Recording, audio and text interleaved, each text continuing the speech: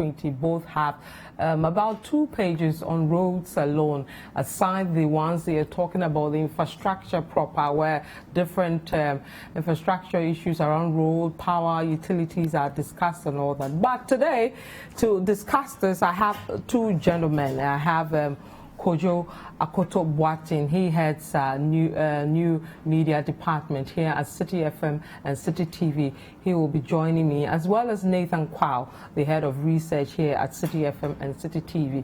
He will be joining me as well. So I think quickly I'll start with Kojo, who loves to have the roads discussion. If you listen to the City Breakfast Show, he's always busy calculating the cost, looking at the quality and all that of roads. So, Kojo, I'll pick your initial thoughts around the road thing, and then at a point, just after you give me your initial comments, I'll go to the Upper West region, where recently we had some comments from some chiefs over the poor nature of their roads and whether they would vote based on that. But before I come to you, let me go to that report, and then we come to you and Nathan, and we start the conversation. So let me take you to Wa in the Upper West region, where residents there are not happy with the poor nature of roads, and they are threatening not to vote over that.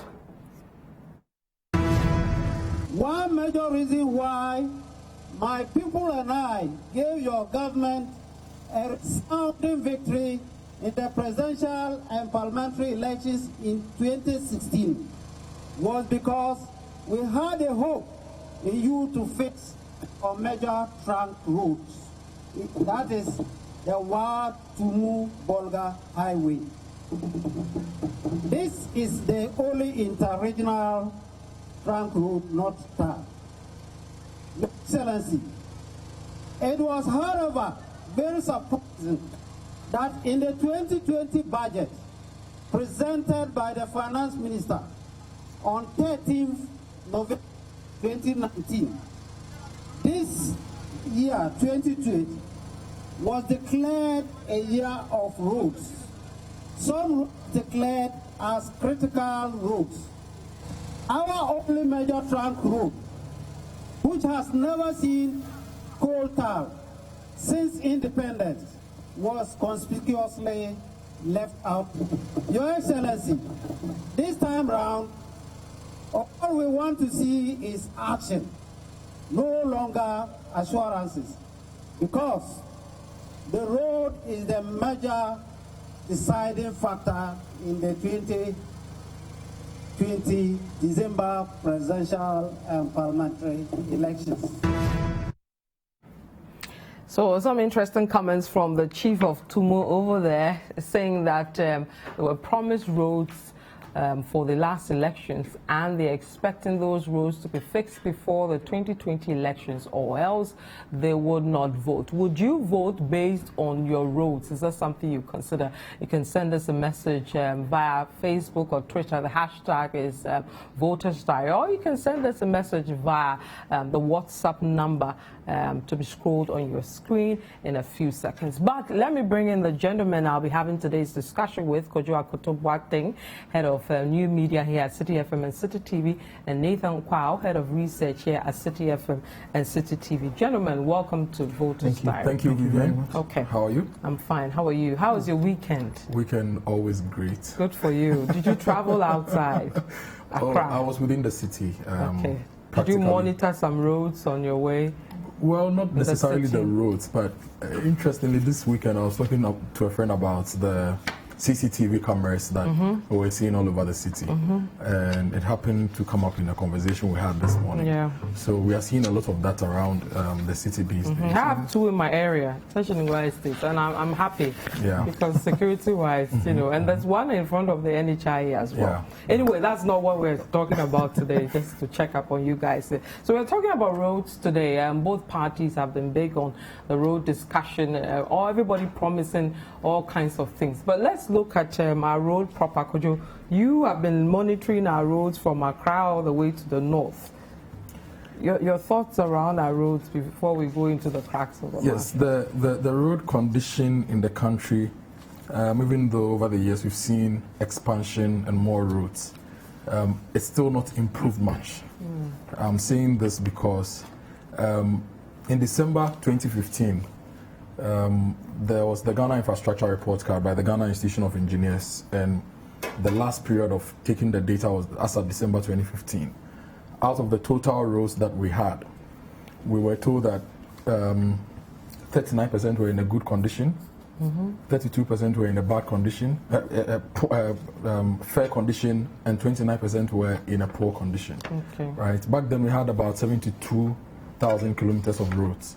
Now fast forward to 2016, we had 78,000 kilometers of roads. But even that, we realized that the percentage that were in good condition were still not that much. For example, if you look at trunk roads in the country, out of the total trunk roads, 52% were in a good condition. And the trunk roads are the main highways, say Accra, Kumasi, Accra to this, Accra to... 52% were in a good condition, 39% in a fair condition, 9% in a poor condition. You look at feeder roads from the villages that will connect to the main highways to transport stuff to the cities and vice versa. The feeder roads, only 30% were in a good condition. Only 30%? Yes. 38% were in a fair condition, 28% were in a bad condition. Now I come to urban roads. 37% of urban roads were in a good condition. 37? 17% urban were roads, in which areas are you looking at? Urban roads are the roads in the urban areas. And you're saying mind you, 37? Yes, about a little over 50% of Ghanaians live in urban areas. Yeah. And of the roads in the urban areas, as of 2016, 78,000 roads generally. Okay. Urban roads was 15,000 kilometers. 37 were in a good condition. 17% were in a fair condition. 46% were in a poor condition. Okay, so those are your statistics on our screens now. Okay. So if you look at the general overview of roads, we don't really have a very good road infrastructure. And this is even 2016 yes, the latest data that we have. And I took these data points from the 2018 annual performance reports of the current Ministry of Roads and Highways. So our infrastructure report card said that our roads were in a fair condition. In fact, they rated the roads, I think, D1 or D2.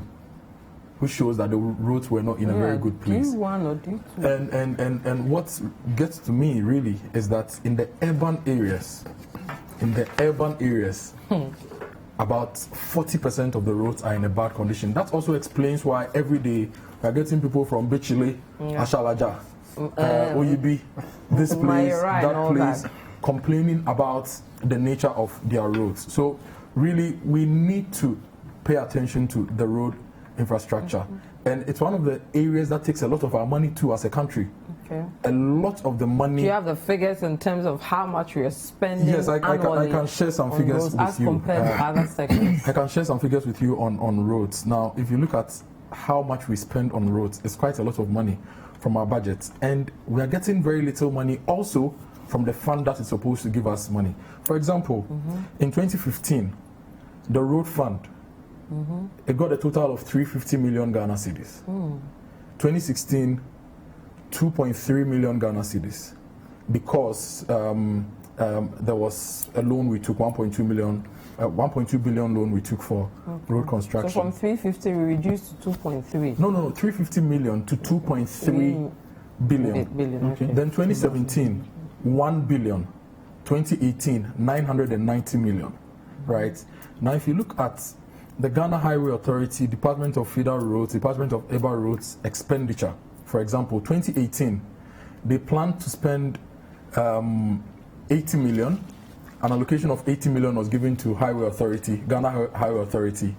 In the end, they spent 216 million Ghana cedis, which is 270% expenditure. That is overplanned. Okay. Right? Urban roads, 216% over expenditure. Feeder roads, a similar amount. So why are we seeing the over expenditure? That's also a conversation we must have, because, for example, we are in an election year. When the president or a minister goes to a certain area and they start threatening them that if you don't fix our road, and they do their political calculation and they feel that if we don't do something now, we may be in trouble, they will immediately mobilize. So those roads are actually in previous budgets, yes, which don't get done. They will immediately mobilize and go and do something.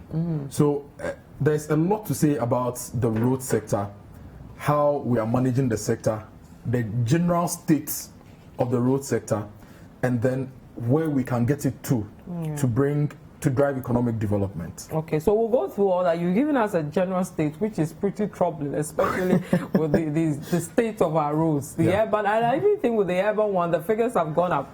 Because, 37%. if you speak to anybody living, let's just use Accra, nobody has a good road from their house to their workplace or to church or wherever they move. Well, I don't. Oh, I get it, but I kind of understand why that would happen. A lot of the places where, for example, people complain of roads, those places are, we'll call them, I won't say unplanned, but they are new places. Some of those places are very new. Now, in the original plan, those places don't have roads. They are new settlements. So once the settlement starts to grow, it would call for amenities, so water, lights, and roads. Schools, so now, hospitals. so you have to budget for all those things, because originally you don't think of them, because 25 years ago, nobody was living at Bechili. 30 years ago, places like Ablekuma, you didn't have a lot of people there. Even if you go back to places like Kaswa, in the population census done in the 70s, showed that there were 863, 64 people in Kaswa. Look at Kaswa now. So meaning that those places grow over time. And I understand when people complain, because government and the people in charge are supposed to match their numbers. So when you realize that, oh, there's a place that is growing, you have to provide those amenities. So I feel that's a bit of context to how come you have only 37% of urban roads compared to about 50% of our population living in these same spaces. But what's the difficulty, and this goes to the two of you, in inculcating road development in our everyday development? So, for example, you're talking about Bechile, Mayura, all these new places where at least they've been in existence for more than 10, 15 years, yet their roads are bad. Urban, we still have the urban routes. Let's use from here to Teshingwa Estates. The potholes and all that, maintenance is not happening. So really, where is the expenditure being, moved to? You mentioned maintenance. I'm sure Kojo has an angle. Kojo will do the maintenance. You do I just think since you are trying to. I just think, Kojo, correct me if I'm wrong, I think it's how probably we administer land and how we use land. In other jurisdictions, places are already mapped out. So by the time you get a plot, there's a road already. There is a provision for amenities. Here, you are getting the land first in a place that government hasn't budgeted for. And then once you map out your house, you buy, Kojo buys, everybody buys. Then you realize that, oh, we live here, we are 20 families, 30 families, 50 households. We need a road. So now trying to even figure out where to put the road is a bit of an issue. And I'm not holding brief for government. I just think it's because of some of these things have happened. And so we are growing communities and building houses, and then these other things will have to chase that kind of development. Whereas I think those things should be readily available before we even buy. The places should already be laid out. These are places where you can buy to build a house. The next plot you can't build there. The next plot is for an industry. That plot is a play area. That plot is this. That plot is that. I think if those things were done, then you could have an idea of where to put your road, because you've already zoned out the place and everybody's living here, designated place. But I think it's because some of these developments can be a little haphazard. It's a bit of a challenge trying to fix a road where houses are already demarcated or where they've already been built. I just feel that's one part of the problem. And of course, the state has to do its work. Nobody is shielding the state. The state cannot run away from its responsibility. But I feel that's a bit of an issue that the state will have, because people are developing these spaces. And now we have to try and catch up. But the state should be aware that people are developing they don't just get up and develop. It happens over a period, like just with the squatters. They take time. So the road conversation can be linked to housing and poverty. Right. Now, people are moving away from the city center because it's cheaper to move into those places. The city center is expensive. Number two, we are still not building up. So we are wasting the space. So you come to Adabraka, for instance, you see all these houses around us. Houses on land that could have, say, 20 families are accommodating 2-3 families. The rest have to move out. And because over the years we've consistently failed at implementing proper housing policies, people have had to fend for themselves when it comes to houses. And you go to for the house, the main ingredient you need is to get your land. And the lands are in the peri-urban areas. So we are all moving out to get land outside. Now, once you get your land and you build a house, you need access to your house. And so that's access to the road. So a lot of people are moving away. Population is increasing. People are moving into the city. Those who previously used to live in the city center, because their families are growing, because if you are single like me and you get a 1-bedroom in Adabraka. You are not single. I'm saying if you were single, sorry, I'm casting my mind back to the 2016. If you were single, right? Yeah. And then you were living in a 1-bedroom house in Adabraka, and then you get married. You want a 2-bedroom to live in your wife, like my family, right? You cannot afford to get that in Adabraka or Roman Ridge or any of these areas. Your surest best is go to Adenta, beyond Adenta, Dawenya, Afienya, in Sawam, and those areas. So it's pushing people away from where there is existing road. If we had a proper housing policy where we were improving upon the housing, now this land right behind me, right, we could build a house on it which could accommodate half of the city staff. Now they'll use the same road which exists, but when we don't do that and these people go far, we need to give them an access into their homes, because they'll tell you they also pay taxes and they are Ghanaians. So the urban sprawl is the key problem why in the urban space the road network is the way it is and the condition is the way it is, because I'm looking at the 1999 figures, and in 1999 41% of urban roads were in a poor condition. And it's a trend, because people are coming, there's expansion, so even though roads may be built, the provision of roads is not at par with the sprawl and the expansion of the cities and our towns. So that's one of the key things. And then when it comes to maintenance as well of the roads we have, roads funding and everything has been too centralized. The assemblies are not raising enough IGFs to be able to do some of the work they have to do. The systems that we put in place of providing plants where assemblies will go and take maybe a grader and come and do some work, and we did it, but we didn't do it very efficiently. So you go to some of the assemblies, they don't have, those who have to, they are not maintaining the equipment very well, and in the end the roads would deteriorate and we would need central government to go find some money and award a contract to someone. So that is also one of the things, but it's a key thing that we must pay attention to, because when we fail, a lot of the things we are doing won't work. Because if we are improving agri production and the roads are bad and we cannot travel on the roads to deliver the produce to the markets, we lose. If there is healthcare to be delivered and somebody has to move from one village to the district hospital to get healthcare from the new district hospital we've built, and the person cannot move, then what's the essence of having that? So we need to have connectivity issues done properly. Yes, also security. So those are some of the issues when it comes to roads, and that is what the various political parties must fix. Okay, we'll go to the manifestos of the two and compare and see what either is offering. But I think road funding, you know, we've had various countries helping us with our funds, in certain cases, private funds and all that. But there appears to always be a challenge around our road funding. Would you? Yeah, the main source of funding usually comes from the central government. Now, the road fund was one instrument that we set up to help us get money to deal with funding our roads. So the road fund, the fuel levy goes in. So when you buy fuel, there's a percentage of that goes into the road fund. When you pay tolls, there's a percentage that goes into the road fund. When you have, when you go to DVLA to enjoy their services, a percentage goes into the road fund. International transit, all these trucks from the ports that go up, they also pay into the road fund, plus funds that the central government will put into the fund for purposes of work. So for example, let me give you 2018 figures. The fuel levy was 862 million Ghana cedis. Road tolls, 71 million Ghana cedis per. Road tolls, 71 million Ghana cedis from road tolls. And then DVLA, 53 million Ghana cedis. And then international transit was 3 million Ghana cedis. All this comes to 990 million Ghana cedis. Now this is supposed to be used to maintain roads, invest in other road infrastructure, but mind you, there is a big debt that we also have to deal with. Last we checked about the road debt, we're looking at 2.3 billion Ghana cedis as at 2018. 2.3 billion. Yes, Ghana cedis as of 2018. We've not seen the latest annual reports. We will speak to the 2018 one. So the revenue coming in is not enough to support work, maintenance work, and new infrastructure, and even to pay debts.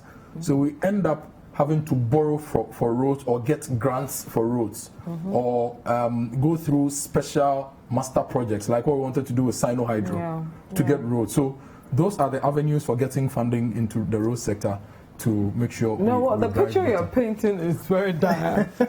So comes to my next question: how we can solve this problem? Because from what you are saying, it looks like the how we can solve. No, let's look at the manifestos and see what they are saying. Governments have always told us that there's not enough money to even go around. So I totally understand. It is a very bleak picture. And the demands are getting greater and greater, and we have to find ways and means of raising the money. And I think it's because of these challenges that is why every now and again we find ourselves running to other countries for help. If it's not the Japanese, then it's one country or the other. The Chinese are giving you with all their conditions. The Brazilians are giving you with all their conditions. They are sending their own contractors here. You are going to the EU, you are going to the World Bank, you are going to the IMF. It's simply because we cannot raise our own money, and we find ourselves in bigger holes than we even started, and the debts on the subsequent generations become bigger and bigger and bigger, and it's a really, really tough cycle to be in. Okay, so let's see what the various or the two major political parties are promising us that should improve that sector. Let's start with the NDC, Nathan. What do they have there with regards to the roads? Well, the NDC's manifesto, it's quite loaded when it comes to roads. And like I've been saying always, the opposition manifestos always seem to have a clear idea, or they seem to have a good pulse on the problem area. So they can tell you almost everywhere where there are issues. And so when they are opposition. Well, yeah. If you go through their document, for example, they mention that. So the NDC's road agenda is premised on three big things. One, they want to construct more bituminized roads to link and open up rural and farming communities. So they don't just want to build roads, they want to link it to agriculture and getting food to and from, or from the farms to our homes. Now they want to improve existing feeder roads under the Cocoa Roads program, again the link between roads and agriculture and the economy, and create an equitable development of both rural and urban roads to ensure that roads linking our food baskets and markets are constructed. So a large part of their thinking is, how do we get food from the farm to the final consumer? That's a good part of what they want to do. So the practicable bits or the details: one, they say they want to complete the Eastern Corridor Road. Eastern Corridor. Yes, Eastern Corridor Road. Everybody has complained about it, and we've done several reports on that. They want to complete the Western Corridor Road, and they detail which of the roads they want to do. Takrade to Takwa, Gambia to Chemesu, Brekum to Nsoko, Menji to Bui, Japa, Nandom, Hamile. So these are the roads they want to work on. That is on the western side, because we've talked about the Eastern Corridor routes through Volta, Oti, and Co. Now they want to complete the dualization of the Accra-Kumasi Highway, which was commenced by the previous NDC government, and they want to upgrade the following roads into dual carriageways: Accra Cape Coast Takrade, Tema Afie-Nyaho, and Tema Plawo roads. So those are some of the big things they want to do, and they list the number of roads they want to upgrade. They also talk about improving the technical and financial capacity of local contractors, and the contractors are a major player in this conversation surrounding roads. The NDC also wants to talk about, focus on road maintenance. They say they want to equip the 48th Engineers Regiment to assist with road maintenance. So they're bringing in the military, which is a discussion that we've had over the period. They want to bring in the role of the military, especially in this time where really they are not wars. They are not, So they want to employ them. And then the NDC also wants to go ahead to talk about road safety. They say they will implement what they call the 5 E's: engineering, education, enforcement, emergency services, and engagement. So not only do they want to build and maintain the road, they want to ensure that people are safe on the road. So those are some of the things they want to do. The other thing which caught my attention was they said they wanted to build the Volivo Bridge. Now, why am I mentioning this? Now, they said this bridge is supposed to go across the Volta River along the Eastern Corridor. Now, the history surrounding this is that back in 2016, there was parliamentary approval for a fund or for funding from Japan. $112 million was set aside through from the Japanese government through JICA. Now, this was supposed to be done. Now, it's a 540-meter long bridge across the Volta River, and it's 200 meters longer than the Adomi Bridge. So that's a big thing. Yeah. However, it looks like work has not started on this, because in 2019, several reports I have followed and I have found all say the same thing: work is to start, work is yet to start, and yet nothing major has happened, or at least per my knowledge, and I stand to be corrected, on this Volivo Bridge. And I mention it because it is the only strange quote in quotes things along this road part of the NDC agenda, because it's a bridge.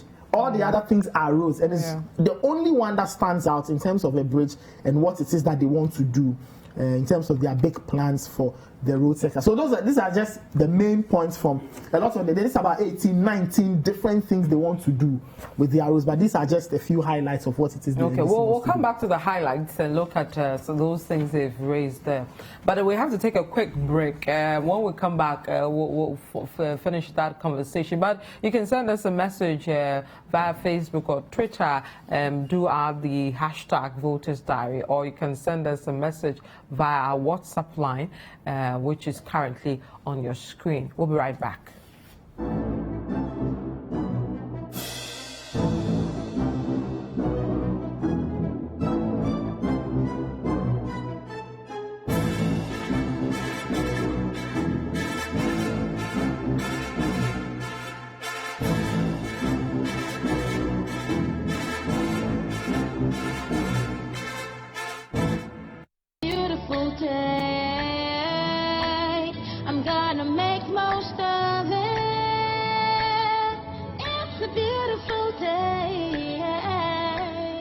Day to share with you. You make my world go round. Yeah, yeah. It's really got me saying, NASCO brings home happiness. NASCO, bring home happiness.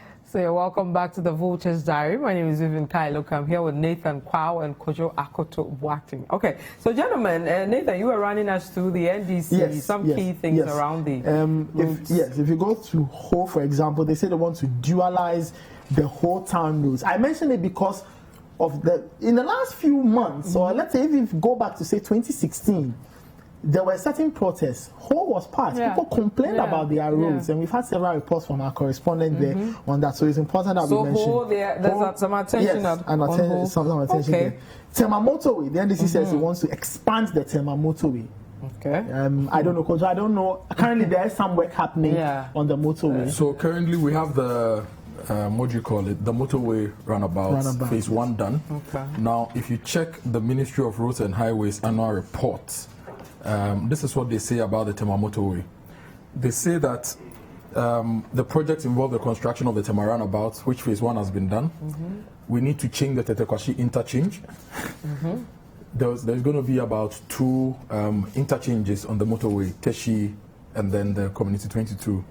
And then Apenkwa interchange at New Plan, Apenkwa interchange to New Plan Junction Road. So the whole Tema Motorway project expansion is going to have 9 interchanges. 9? Yes. Last time I checked the PPP department of the Ministry of Finance website, they had estimated the project to be worth about $500 million, and they were looking for PPP partners. Now, this is what the Ministry of Roads and Highways says about it. The ministry has pre-qualified 4 entities to bid for the development of the Accra Tema Motorway project, and has received a no objection from the Ministry of Finance PPA Approval Committee.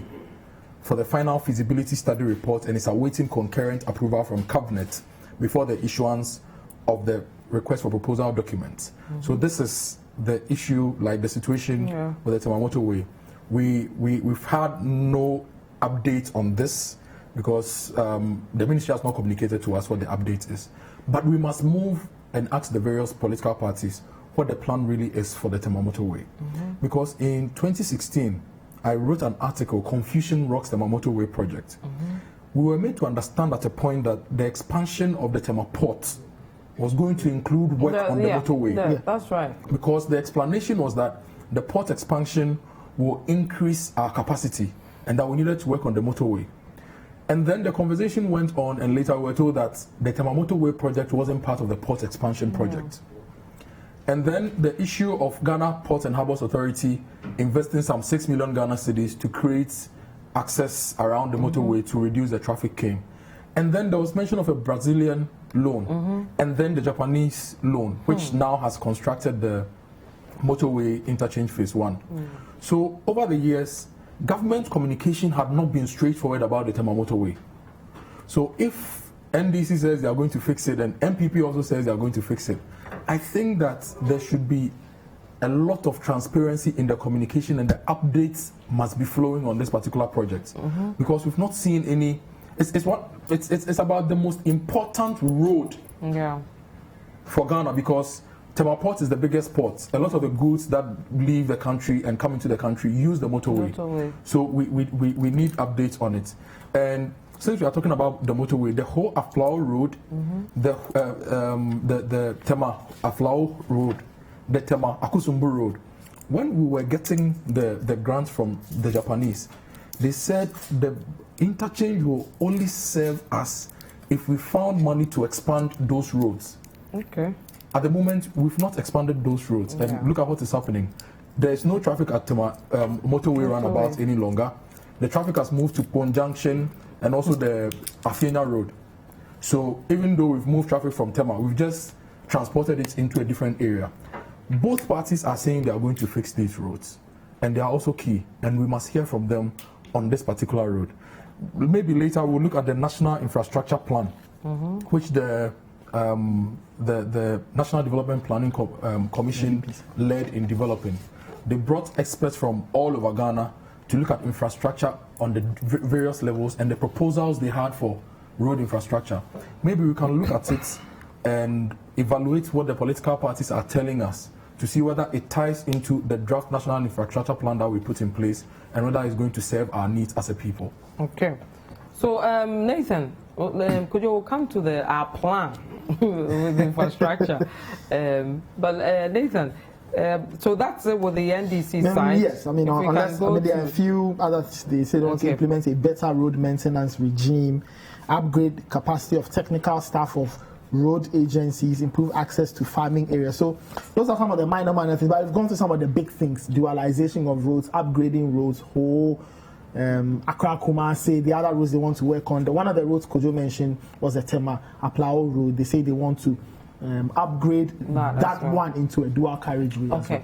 What are their counterparts, the NPP promising? Then after that we can compare and see. So a good part of the NPP's manifesto, especially on roads, doesn't give as much detail as the NDC. My suspicions are on two levels. One, because they would assume, or they would suspect and tell us that they're already in government, they're already doing things. Because if you look at one part of the manifesto, they detail some of the roads they've done, and I'll mention that in a few minutes. And then they also tell us that this year happens to be the year of roads. So you get a sense, a lot of the big ideas are incorporated into that idea as well. But the thing they say in that manifesto is that they want to use public partnership or public-private partnership to accelerate the development of road infrastructure through toll financing. So that gives you a bit an idea of where the NPP is going. So funding, they are looking at toll financing. Toll financing. And then they also say that they would launch the biggest ever road maintenance infrastructure program as part of improvements to the already existing road infrastructure and as a source of major job creation for them. So they also want to go on this massive road infrastructure maintenance and road construction drive, and like I said, they've already named this year as the year of roads. I have a feeling a greater part of that plan will be seen in the next term should the MPP get maintained in office, because if you go through the history of the Fourth Republic, a lot of the big things start to happen in the government second term, where they realize that, you know what, maybe we could lose, let's just give it our best efforts, and then we go away. So I have the sense that they will hear a lot more should the MPP get to stay in power. But just doing a basic comparison, the NDC seems to detail a lot more of what they want to do. They've given examples of roads, what they want to do, where they want to build the roads, while the MPP seems very general about their ideas and plans for the road sector. Okay. Let's touch on something that runs through the two parties. So the NPP says they will upgrade the road infrastructure connecting farming communities to marketing centers. Yes, and these are being executed under the Cocoa Roads project, as well as the Rural Roads Farm Access Roads project, funded by the EU with $32 million. Now, NDC also says that they will revive and broaden the scope of the Cocoa Roads project implemented under the past NDC government to cover more cocoa growing areas. This will facilitate the easy evacuation of cocoa beans as well as the rapid development of the cocoa growing areas.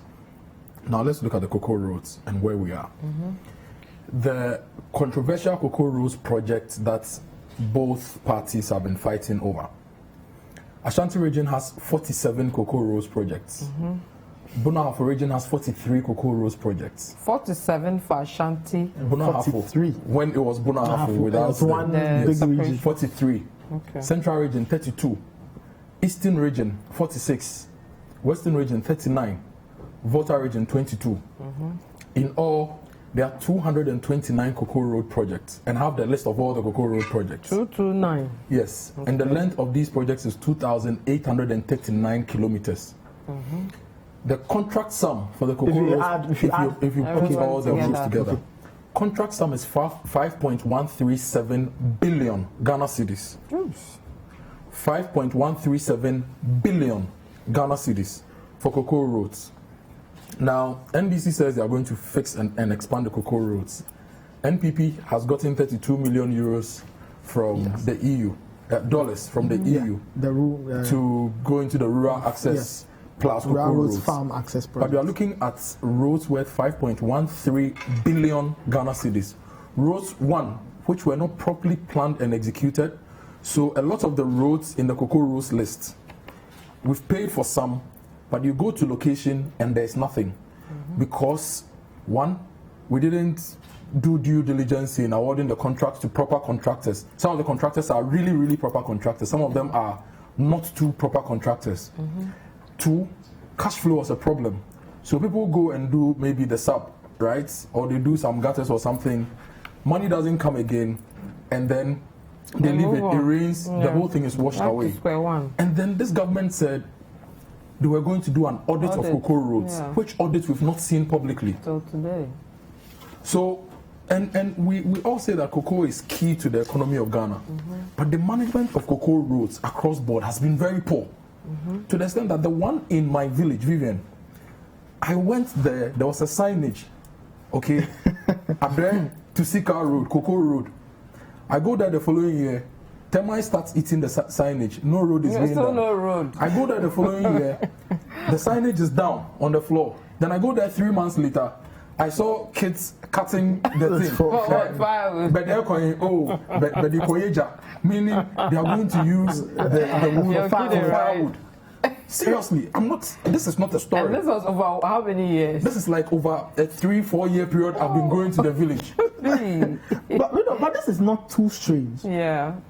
Not too far back. We've had stories from the Western region where people have stated that this road was stated in the Cocoa Road Project document. Nothing has happened, and they are calling on government to come and put the road in existence or construct the road so they benefit because they are a cocoa growing area. So I completely understand where Kojo is coming from. The fact that we've said a lot, but sometimes you go on the ground and you find that the roads are not even there. Okay, I'll come back to you guys for more comparisons on the two manifestos, but let me take a few messages. Nana Kweku from the Western region says, The decision to vote based on roads is legit. It's about what you need as citizens, not what others have received. This one says, good afternoon. With the help of this administration, I see a facelift on our roads. Okay. This one says, Vivian, the road in my hometown, Nakdam, Upper Eastern, even the road leading to hell won't be that bad. Please, I went to the village and there was mass gathering. I asked someone if they've not heard of coronavirus, and he asked me, what's that? Okay, that's giving us an update on the coronavirus, how people are taking that. Okay, this one from Sir Kabis, he says, interim of road in both incumbent MPP and opposition NDC manifesto. I think opposition has good, brighter future for the country. Still, okay. This is the same guy who says the EC hasn't said. Okay, and then Peter from New Ningo says the NDC's plan for the improvement of the road infrastructure in Ghana is welcoming. The plans are very clear and doable. The idea to construct a more than 500 meter bridge over the Volta River is in the right direction. The initiative to also dualize all the roads leading to the regional capital is welcoming, you say. Okay, could you one more in terms of comparison? So I want us to compare the historical records of the two parties. Okay. So when former President Kufuor became president, we had about 39,000 kilometers of roads. By the time he was leaving, we had about 65,000 kilometers of roads, meaning President Kufuor did about 25 to 26,000 kilometers of roads. When Professor Mills came into office, I'll put Mills Mahama together because the data has not been properly disaggregated. So when Professor Mills came into office, there was about 65,000 kilometers of road. Kufuor took us from 39,000 to 65. When Mahama was leaving office, we had 78,000 kilometers of roads, meaning they also did about 13,000. 13 or 2,000. Right. Now, the NPP has been doing roads, but we've not been able to put together the total length of roads that they've done to show us how much they've done. They declared this year as the year of roads. And mind you, the first 2 years of the NPP, they said they had to restructure a lot of things, and then roads were supposed to happen properly this year. So we've not seen a lot, just the ones we've seen on the delivery tracker. But it will be very, very important for the Ministry of Roads and Highways to publish their latest reports on the roads. Because every day we see a road story here, a road contract either terminated and re-awarded, concrete roads and all that. The MPP must publish that particular thing. And then the Ghana Institution of Engineers, before the 2016 elections, they published the Ghana Infrastructure Report Card, giving us a scientific analysis of where we stood as a country when it comes to road, power and water. They also must publish the infrastructure report card to give us a better idea of where we are. And then beyond understanding where we are, going forward, if all parties say they are going to do the cocoa roads and they are going to finish them, we are looking at 5 billion Ghana cedis worth of roads. Okay? We have the other projects which are also outstanding. Accra Takrady, we want to do a PPP. Accra Tema Motorway project, we are looking for a PPP. We want to dualize Accra Kumasi. Yeah. We want to fix Accra Aflao, Accra Akosombo. We want to do the Boko Bolgatanga Road and the road linking Upper East to Upper West. Add the Western Corridor. And then the almighty Eastern Corridor. Yes. So we are looking at a lot of money. Yeah. When this government came, Sino Hydro came into the system. The phase 1 of the master plan agreement has kicked in. Some projects are being done. But how are the various parties going to finance roads? How are they going to deal with the existing debt? And how are they also going to deal with the fact that the major source of funding for roads maintenance and roads construction, which is the road fund, we are still not seeing progress in the improvement in collection of funds into that particular. How are they going to do with all those things? I think those are very true. These are some of the key things you're looking at that they should have. For example, because that's why we are where we are. Yeah. Road promises are made, but they are not executed because we do not get the money. In fact, all the major projects going on now, look at the JICA funded projects at Volivo. So Volivo is JICA funded. Yes. The Motorway is JICA funded. we took a loan from AFD for, what do you call it? Pocassi interchange, right? Yeah. The ones happening in Tamale are Sino Hydro. So we are taking loans and master project agreements to fund these. Are there local ways of improving the revenue or the source of funding for the road fund so that we will reduce our debt burden that is coming from roads? Are there local and better ways of building and constructing roads to create more jobs for us and to decrease our dependence on foreign support? Because mind you, you're also doing Ghana Beyond Aid. But there's also the conversation of the cost of our roads, issues around corruption, issues around bloated budgets and all that. What's with tackling? I mean, that matter. Because if a road is supposed to cost, let's say, $250 million, and the budget that we see signed by authorities is like $500 million, if the road fund matter is solved, like ensuring that the revenue comes in, and still there's the corruption bit and all that not tackled, we go back to the and while Nathan is answering that, I want you to tell me why there's still a big challenge in filling that kitty, that road fund kitty. You know, and this is something Kojo says all the time, and I'll just re-echo some of his thoughts. I think that the issue about road projects, first of all, I mean, he's the technical person, and he says this all the time.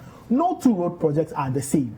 Okay. So, you know, usually when we get into the debates of this costs more and all of that, to get to the heart of the matter, it would be important if, for example, government always made details of the road available. The only people who get it are the parliamentarians when they go over the documents and they approve of the loan facilities. I think it would be important to know, one, what is going into the road. Two, how much, I mean, if you know what is going into it, obviously then you know the cost of the materials and all of that. I feel that answers a large part of the question when it comes to cost of a project. Then if everybody knows this, there is no way we can, you know, say that somebody is, or there's no way government can tell us otherwise. If Parliament has approved a certain amount and there are details, there's paperwork, there's justification for that amount, nobody, you know, you cannot blow up the amount. Yeah. Now, even if you do, I also think that there's the need for independent bodies. Yeah. I mean, we have the AESL, there's the Institute of Engineers, Quantity Surveyors, whatever. They exist. So how come they are not engaged to also do an independent assessment, an objective assessment of a project? Let them check the quantities, let them do their numbers and tell us that, look, this is good, this is not good, red flags here and there. I feel that the non-involvement of some of these agencies also allows whoever it is to do whatever they want to do with numbers, figures, and blows whatever contract they want to, because there's no check, there's no balance, there's nobody supervising. You know, so I just feel that if we had those things plugged in, where you had independent eyes looking over the documents, highlighting areas, giving an independent assessment of the numbers involved, I think we'd all be at peace. But of course, you make a great point about the corruption. There is a lot of corruption in that sector, and it's important that we root out that. Else we'll be spending money we don't even have, and money we'll pay later on anyway. We're just doing it. Yes, you know. Yeah, and that's true. And when it comes to the cost, if you do a regular bituminous road, a road with bitumen surfacing and everything, the lifespan is about 15 to 20 years. If you do a concrete road, it's between 20 to 30 years. But in this country, we construct a road 2-3 rainy seasons, and you see the road being washed away. Meanwhile, you've paid premium for the road. So the question is, who is supervising these jobs? That's right. When it comes to the cost conversation, a whole lot of things contribute to the cost. For example, if Vivian, you had $100 million right now, and you have to construct a road, which is $100 million, and you don't have to borrow. You are using your money to construct it, so you stick to $100 million. But if the project itself, the construction cost is $100 million, but you don't have the money, so you have to go and borrow. You go and borrow from an institution, and they put on the interest. Transaction cost, everything cost. It can take you to $130 million. So that also contributes to the cost of the road. Number two, how we deliver quality. How we deliver quality assurance. It also in the long term adds to the cost, because if I'm doing a road for $100 million now, and it's supposed to last 15 years, and in 3, 4, 5 years, the road has deteriorated and I have to go and borrow again. It's all part of your cost that's in the long term you're paying for. So we really need to pay attention to this. And I feel that if we are saying Ghana beyond aid, and if we are saying homegrown economic policies, we also need to use homegrown construction policies. There is a Building and Road Research Institute sitting at Fumeswa in Kumasi, which is undertaking all sorts of studies. The government of Ghana owns rights to our minerals, and those rights are managed by the Ministry of Lands and Natural Resources. If you are going to construct a road in this country, you need sand, then you need stone, then you need a bitumen. That we may import because you don't have the thermal oil refinery actively working to refine petroleum products and the byproducts being bitumen. So we import those things.